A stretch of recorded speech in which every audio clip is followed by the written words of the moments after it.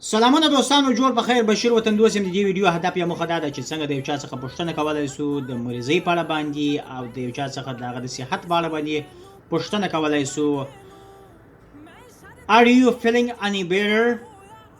آیا تاسې اوس ښه احساس کوئ یا مو صحت اوس ښه دی؟ اوس جوړ یاست؟ حالات مو څنګه دی؟ Do you have any allergies؟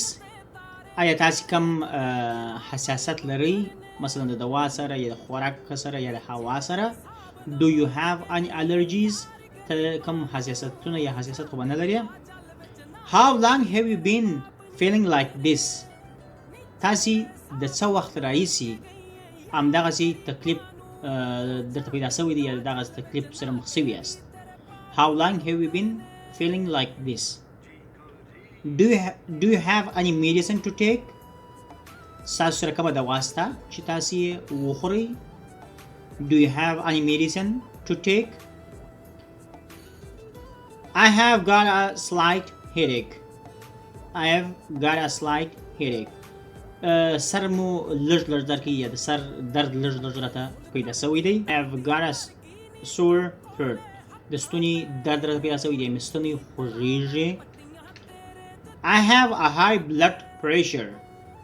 I have a high blood pressure. ما د وینې فشار ډیر پورته دی یا ډیر لوړ دی، یا مې د وینې فشار پورته شوی دی. I have pain in my back. I have pain in my back. زما ملا درد کوي یا مې ملا خوږیږي. I am in a lot of pain. I am in a lot of pain. زما بدن ډیر سخت درد کوي یا ډیر دردیږم، بدن مثلا د مریضۍ څخه دردیږم. My head is spinning. My head is spinning. سر می سره څرخي، سر می پر لګرځي یا سرچرخي راته پیدا شوې ده. I am having difficulty breathing. I am having difficulty breathing. زه د ساه په ایستلو کې یا ساه اخیستلو کې یا په تنفس کولو کې مشکل لرم، یا مې ساه لنډي کېږي یا مې ساه بندېږي. I have stomach ache. زما معده خوږیږي یا درد کوي. موږ تاسې خلک اکثره وایي زړه مې خوږیږي. زړه دلته دی، معده دلته ده، نو څنګه وایو؟ معده مو خوږیږي. I have stomach pain. I'm not sleeping very well at the moment.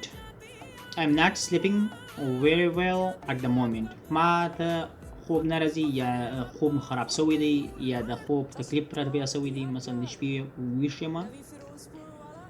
I'm not feeling very well. I'm not feeling very well. زه ښه احساس نه کوم یا جوړ نه یم.